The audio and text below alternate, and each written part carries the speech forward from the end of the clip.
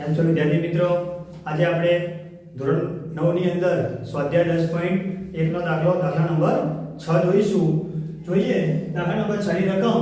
તો સમદ્વિ બાજુ ત્રિકોણની પરિમિતિ 30 સેમી અને સમાન બાજુઓ પૈકી પ્રત્યેકની લંબાઈ 12 સેમી છે.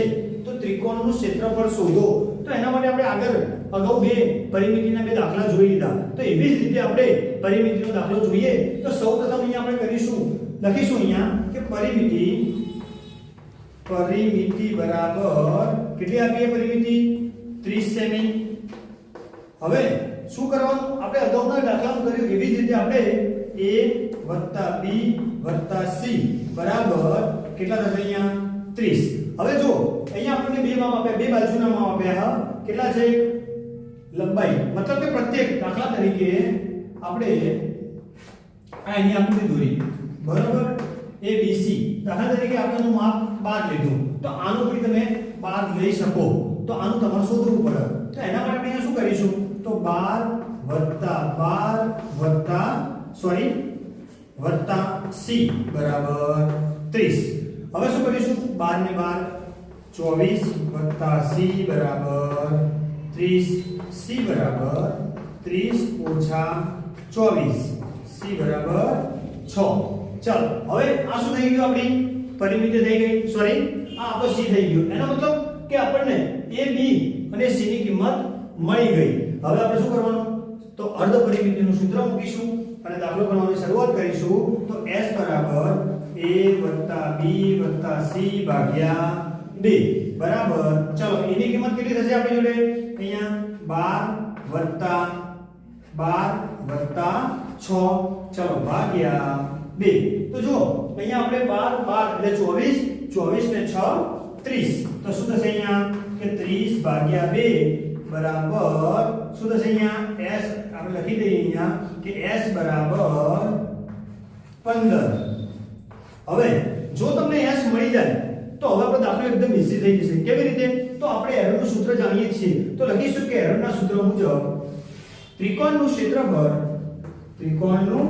ક્ષેત્રફળ બરાબર શું થશે? બોલો. વર્ગમૂળની અંદર s - a s - b અને s - c.